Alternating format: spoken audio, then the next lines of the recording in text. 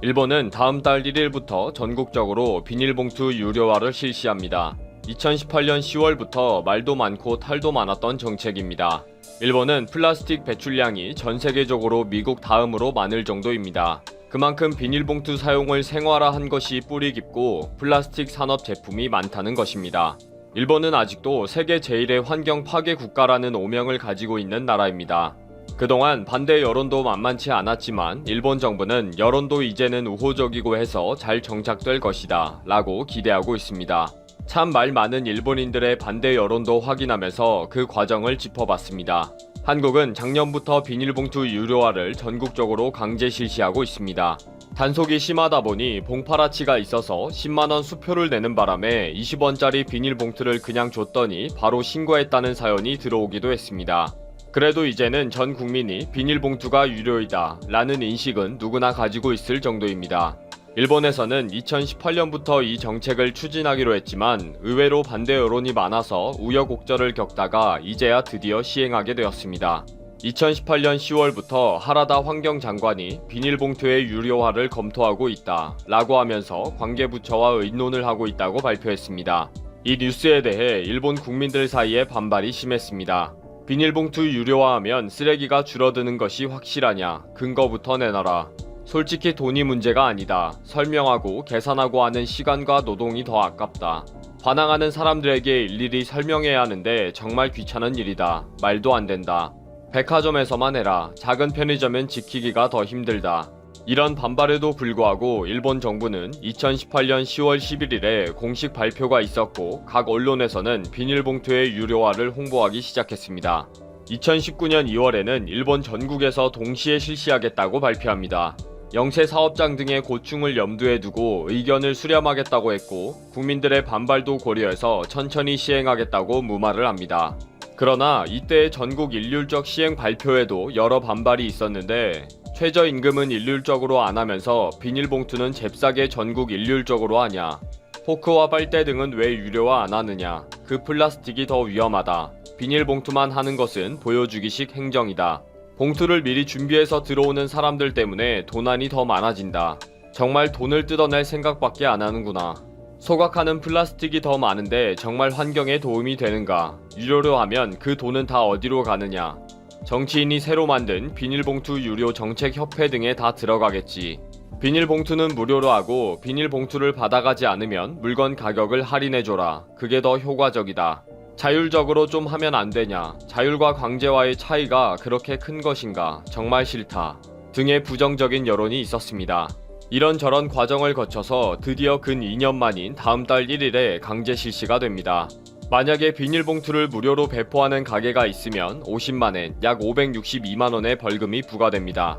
슈퍼나 편의점에서는 한 장당 3엔에서 5엔으로 유료화하게 됩니다. 이렇게 시행하게 된 일본에서는 또 다른 고민이 있다고 합니다. 비닐봉투는 그냥 쉽게 버리는 것이지만 에코백은 재활용하게 되면서 C19를 옮기는 매개체가 될 수도 있다는 우려 때문입니다. 비닐봉투 유료화를 하면서도 각 지역에서는 사용한 마스크는 반드시 비닐봉투에 꽁꽁 묶어서 버려야 합니다. 라고 안내를 하고 있기도 합니다. 일본에서는 워낙 많은 까마귀들이 거리에 있는 쓰레기 봉투를 휘젓는 경우가 많은데 마스크가 보이면 물고 날아가는 경우가 많이 발생하기 때문입니다. 또 에코백이라는 것을 씻어서 보관한다고 하는 경우가 거의 없어서 C19의 전파를 돕는다는 게 현실적인 문제라는 것입니다. 미국 동부 뉴햄프셔 주의 경우에는 3월부터 식료품점에서는 비닐봉투를 사용해야 한다는 강제 규정을 만들었는데 실제 에코백에서 C19가 발견되었고 이것이 지역 전파의 한 원인이라는 연구 결과가 발표되었기 때문입니다. 이런 C19 사태가 있는 와중에 실시하는 에코백 사용에 대해 도쿄 농공대 교수는 비닐봉투가 해양 오염에 문제가 있는 것은 맞다. 그러나 일본에서의 폐플라스틱의 배출량은 연간 900만 톤인데 비닐봉투의 경우에는 20에서 30만 톤 가량이다. 그런 의미에서 굳이 지금 실시를 하면서 에코백의 위험을 안고 가야 하는지는 의문이다 라고 인터뷰를 했습니다. 오늘 도쿄에서 모두 줄이자 비닐봉투 도전 출범식이 있었습니다. 정책을 도입하느라고 마음고생을 많이 한 하라다 환경상이 물러나고 펀쿨 색좌 환경장관인 고이즈미 신지로가 드디어 정식 출범을 맡아서 홍보를 하러 나타났습니다. 이제 본격적인 시행을 앞두고 일본 정부는 홍보 작업에 돌입했습니다. 비닐봉투 유료화의 취지와 의미에 대해서도 일본 국민들에게 교육을 시키고 있습니다. 또 유료 가격과 함께 실제 재사용 가능한 봉투에 대해서도 소개를 하고 있습니다. 민간에서는 다양한 에코백들이 출시가 되었습니다. 에코백이 C19를 옮기는 도구가 될 수 있다는 우려가 있고, 실제 미국에서는 강력한 대안으로 비닐봉투만을 사용해야 한다는 강제 규정이 생길 정도의 때입니다. 그런데 이렇게 에코백이 7월 1일부터 동시에 사용이 되고 각 가정에서 씻지도 않고 보관하다가 또 들고 나와서 슈퍼 등에서 사용한다는 것은 매우 위험하다는 지적이 있습니다. 일본 지역에서 갑자기 어마한 수량의 에코백들이 동시에 판매되고 사용되는 초유의 일이 7월 1일부터 발생합니다. 모처럼 많은 비닐봉투 유료화 정책이 정말 말도 많더니 탈도 많아지는군요. 6.25 70주년을 맞는 2020년이지만 여전히 한국을 둘러싼 열강들의 갈등은 그칠 줄을 모르고 있습니다. 한국을 남침했던 중국과 북한은 당연하거니와 미국과 일본까지도 과연 한국의 평화 통일을 바라는가라는 질문을 던져봤을 때 그렇지만은 않다는 것이 최근 다양한 정황으로 밝혀지고 있는 상황입니다. 그런데 현재 이러한 상황에 대한 경계감을 다시 한번 상기시켜줄 지도가 등장해 관심을 모으고 있습니다. 첫 번째, 한반도 4분할 통치 시나리오 논란. 이것은 지난 2010년경부터 미국 국방부에 의해 구상되었다는 한반도가 통일될 시나리오가 제시된 자료 중 하나입니다. 만약 북한 붕괴 시 그 다음은 어떻게 할 것인가에 대해 미국 국방부에서 대략의 내용을 기술한 것이 유출된 것이죠. 그런데 여기서 중국은 가장 넓은 함경남도와 평안북도, 자강도, 양강도를 통치하며 나머지 땅을 러시아와 미국, 그리고 한국과 유엔군 등이 나눠서 통치한다는 것입니다. 또한 일부 자료에는 일본까지도 포함이 되어 있는 것이죠. 일각에서는 일본이 포함된 자료는 이런 구상이 공개되자 일본이 미국에 강력히 자국도 포함해달라고 요청했다는 이야기가 나와서 많은 이들이 한반도 통일이 이렇게 험난하고 어려운 일인가 자괴감을 갖기도 했습니다. 이러한 자료는 공개가 된 이후에 일대 큰 혼란을 주었는데, 북한이 붕괴되면 한국이 북한의 영토를 흡수하는 게 아니라 한국을 둘러싼 열강들, 6.25에 관련된 국가들이 등장해서 자신들이 북한을 대부분 통치하겠다는 뜻으로 보입니다. 이러한 자료에는 지역 안정화라는 설명과 더불어 국가들이 돌아가면서 해당 지역을 통치할 것이라는 말도 나옵니다. 그러나 이렇게 북한 지역을 열강들이 한번 차지한다면 다시 그 땅이 한국으로 돌아올 가능성은 낮아 보입니다. 우리가 전체를 통제하면서 서서히 한반도를 복구해 나가고 평화의 땅으로 만들어 나가는 상상과는 정반대인 것입니다. 또한 2010년경 위키리스 관련 노출 문건에 보면 미국 고위급 인사가 통일이 되면 중국의 신의주 정도는 줘야 된다는 보상책이 논의된 바 있다고 전해지고 있습니다. 이 과정 가운데 한국의 입장은 전혀 고려 대상이 아닙니다. 북한이 만약 경제나 기타 내부적 이상으로 붕괴될 시 중국의 개입 가능성이 매우 크다는 예상이 되며, 미국은 이를 어느 정도 용인한다는 입장과 그 가운데 한국의 위치는 매우 작다는 것입니다. 한편 중국이 절대 북한이 붕괴되도록 두지 않는다는 다른 의견도 다양한 매체로부터 제기돼 왔었습니다. 당시 독일 매체 FAG는 과거 구소련이 갑자기 붕괴했듯이 북한도 언제 그렇게 붕괴될지 모르며 주변 국가들은 항상 그러한 상황에 대비를 하고 있어야 한다고 보도합니다. 그러면서 중국은 어떻게든 개입한다는 것입니다. 첫 번째는 중국은 북한이 붕괴되도록 놔두지 않을 것인데, 미군이 주둔하는 한국과 국경을 맞닿는 자체가 중국에는 커다란 위협인 동시에 불편한 상황을 초래하기 때문에 절대 북한이 붕괴되지 않도록 지원한다는 것입니다. 두 번째는 만약 6.25 같은 전쟁 상황이 나더라도 중국은 중국군을 보내서 통일이 안 되도록 끝까지 막을 것이고, 북한에 새로운 정권을 세운다는 가설도 있었습니다. 어쨌든 한국과 국경을 절대 닿을 수 없다는 의견입니다. 이와 같은 문서 유출과 더불어 매체들의 보도는 당시에 한국 정부를 곤혹스럽게 한 것으로 전해집니다. 한국의 자주적 국방 혹은 주도적 통일에 관한 시나리오는 거의 없고 강대국 입맛대로 흘러갈 것이라는 관측이 다른 세력도 아니고 미국에서 나오고 있다는 것과, 주변국들이 평화 통일에 대한 바람이나 추진은 거의 하지 않고 있다는 사실이 충격적이라는 것입니다. 최근 볼턴의 회고록이 출간되면서 어느 정도 한국을 둘러싼 국가들이 한국에 대한 통일을 어떻게 바라보는지도 대략의 정황이 판단되어 논란이 되었습니다. 과거 힐러리 클린턴은 한반도 상황이 긴장 모드인 것이 미국 국익에 도움이 된다는 연설을 한 바 있으며, 일본은 그러한 미국의 움직임에 힘입어 과거의 한반도 특수를 다시 한번 누리고자 하는 움직임이 보입니다. 중국은 한반도에 미국만 등장하면 사드 보복을 운을 띄우고 여전히 한국의 위협적인 모습을 보입니다. 최근 주변국들에 일어나는 일은 심상치가 않습니다. 두 번째, 일본 고노다로 방위상 차기 총리로 급 부상. 한일 수출 규제 때 자주 얼굴을 비춰 유명세를 탄 당시 고노다로 외무상이 이젠 방위상이 되었는데 현재 차기 총리로 급 부상하고 있다는 소식이 전해집니다.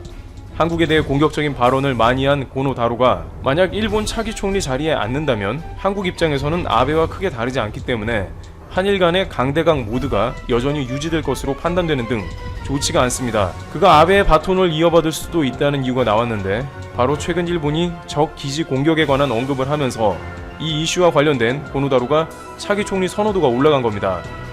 현재 일본 매체들의 여론조사에 의하면 아베 총리에게 유일하게 반기를 들어왔으며 한국과도 좋은 관계를 맺자는 이시바 시게루 자민당 전 간사장이 1위를 달리고 있으며 그 뒤를 추격하는 것이 고이즈미 환경상과 고노다로가 있습니다. 고이즈미 환경상은 여러가지 부적절한 발언으로 한국에서조차 유명해지며 총리는 안 된다는 의견이 나왔고, 반면 고노다로 방위상은 최근 미국 지상방어 미사일 시스템인 이지스 어쇼를 전격 취소하기로 발표했고, 일본은 방어보다도 상대를 먼저 타격하는 적 기지 공격 능력을 갖춰야 한다는 논의가 활발하게 퍼지기 시작하며 이지스 어쇼를 중단한 당사자인 고노다로 방위상이 지지율이 급격하게 올라가고 있다는 것입니다. 특히 자민당 내에서도 고노다로는 두루두루 자신을 밀어줄 당파가 많기 때문에 국민들의 지지는 받고 있지만, 자민당에서 자신을 밀어줄 당파가 적은 이시바 시게루보다 총리 후보로 나설 가능성이 좀 더 큰 게 아니냐는 분석도 나오고 있습니다. 자민당이 총리 후보를 내면 거의 총리가 확정되니 자민당 내에서 누가 총리 후보가 되느냐가 중요하기 때문이죠. 적 기지 공격 능력은 탄도미사일 발사 시설 등 적국 내에 있는 기지를 폭격기나 순항 크루즈 미사일로 공격해 파괴하는 능력입니다. 이지스 어쇼에 비해 훨씬 적극적으로 위협에 대응하는 수단이며, 일본 정부가 유지해온 전수방위 원칙과 충돌한다는 논란을 동반하고 있어 주변국인 한국과 중국에 반발을 낳는다는 관측도 되고 있습니다. 일각에서는 아베 총리가 정치적 난국 타개를 위해 이지스 어쇼 취소와 적 기지 공격 능력을 둘러싼 논쟁을 이용할 것이라는 관측도 나옵니다. 주간지 슈칸 분슈는 지지율 하락으로 골머리를 앓고 있는 아베 총리가 이지스 어쇼 문제를 역이용해서 반전을 노리고 있다고 최신호에서 분석했습니다. 이와 같이 일본은 가장 가까운 한국의 군사적 위협이 되는 적기지 공격 능력을 적극 논의할 것으로 보입니다. 특히 이지스 어쇼를 도입한 것은 과거 북한이 지속적으로 미사일로 위협을 해왔기 때문이었는데, 이제 반대로 북한이나 중국 등 주변국의 위협에 적극적으로 대응해 나간다는 방침을 보여주고 있기 때문에 이는 한반도에서는 또 하나의 불안감이 추가되는 양상이라고 파악되고 있는 것입니다. 중국은 이런 이슈를 절대 그냥 넘어가지 않습니다. 세 번째, 중국, 일본의 황당한 경고. 중국은 우선 일본의 이지스 어쇼 철회에 이어서 적 기지 공격 능력 보유를 포함해 미사일 방어에 관한 국가안전보장전략 개정을 추진하는 것을 두고 이에 대해 강력히 반발을 하고 있습니다. 자오리젠 중국 외교부 대변인은 24일 정례 브리핑에서 일본의 이 같은 움직임에 대해 평론을 요구받고, 세상 사람들은 사마소, 사마의의 둘째 아들의 마음을 모두 안다고 답했습니다. 사마소는 중국 삼국시대의 인물로 위나라를 뒤엎고 서진을 세우려는 야욕을 품었던 인물이죠. 따라서 일본이 이와 같은 공격 능력을 품는 것은 중국이 용인할 수 없고 당장 멈추라는 것입니다. 중국은 일본과 센가쿠 열도 문제로 끊임없이 다툼이 이어지며 최근까지도 갈등이 끊이지 않습니다. 그런데 지금까지 중국이 일본을 마음 놓고 센가쿠 열도에 함선을 출동시키며 일본 당국의 속을 타게 한 이유는 일본의 전수방위 원칙에 따라 방어만 가능한 국가라는 인식도 어느 정도 작용했을 것으로 보이고 있습니다. 그런데 이제 일본이 중국 본토까지 타격이 가능한 장거리 미사일 개발 등을 본격적으로 논의하려 하자 즉각 반발하는 것입니다. 자오 대변인은 우리는 일본이 마음을 다해 역사의 교훈을 받아들이고 전수방위 원칙을 충실히 지키기를 바란다며 정확하게 전수방위 원칙을 지키라고 꽤나 강한 어조로 경고하고 있는 것입니다. 물론 일본이 이러한 룰은 지키는 것이 마땅합니다만, 중국은 자신들의 열병식에서 대륙간 미사일인 둥펑을 내세우며 주변국의 힘을 과시한 장본인이 적반하장격 발언을 합니다. 한국 입장에서는 중국이 이렇게 나오는 것이 편할 수 없습니다. 한국도 그 누구보다도 자주 국방력을 키워가는 중이기 때문입니다. 네 번째, 한국을 계속 경계하는 중국. 한반도 핵 무장론이 불가능할 이유가 다양하게 거론됩니다만, 이 중에 가장 무게가 실리는 것 중 하나는 중국의 반대라고 합니다. 일본의 적 기지 공격 능력 논의에 대해 중국이 극렬하게 반대하는 모습이 나오고 있습니다. 하물며 한국의 핵무장 혹은 미국 핵무기 도입 등의 이슈가 발생한다면 중국은 제2의 사드 보복을 자행할 게 분명합니다. 중국은 한국에 대한 전반적인 태도가 매우 경계가 심하고 한국을 미국의 강한 동맹이라고 보고 있기 때문입니다. 바로 몇 주 전만 해도 중국은 한국과 중국이 방역 모범국이라며 전세계가 한국, 중국과 같이 파트너십을 가져야 한다고 강조했습니다만, 최근 중국은 관영신문을 통해서 한국을 비판합니다. 팬데믹 상황으로 미국을 비롯한 서방 국가의 대중 비난이 거센 가운데 중국 주요 매체가 미국의 동맹국인 한국과 일본 역시 중국의 코로나19 방역 성과를 배척하고 있다고 비판했습니다. 중국 공산당 기관지 인민일보 자매지인 환구시보는 25일 논평에서 세계 대부분 국가가 미국보다 중국의 방역 성과를 높게 평가하고 있다면서, 그러나 미국과 대만, 일본, 한국 등에서 진행된 여론조사에서는 미국이 중국보다 방역 성과가 더 좋다고 평가한다고 지적했습니다. 환구시보는 유럽의 여러 국가들도 결국 중국식 방역을 따라해 성과를 거뒀다면서, 이들 국가는 중국의 인명이 무엇보다 중요하다는 이념과 방식에 대해 긍정적으로 평가하고 인정한다고 주장했습니다.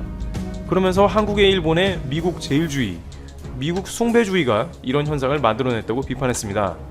그러면서 한국에 대한 기존 논조를 갑자기 부정적으로 바꾼 것입니다. 중국은 이러한 관영지가 거의 유일한 매체이기 때문에 국민들은 이러한 영향이 매우 크다고 할 수 있습니다. 이와 같이 한국을 둘러싼 주변국들은 한반도의 평화 통일은 안중에도 없는 모습이 6.25 이후 70주년에도 동일합니다. 한국은 여전히 힘을 기르며 자주 국방을 해야 하고 절묘한 외교 전략으로 이를 이겨내야 할 것으로 관측됩니다. 트래블 튜브 여기서 마치겠습니다.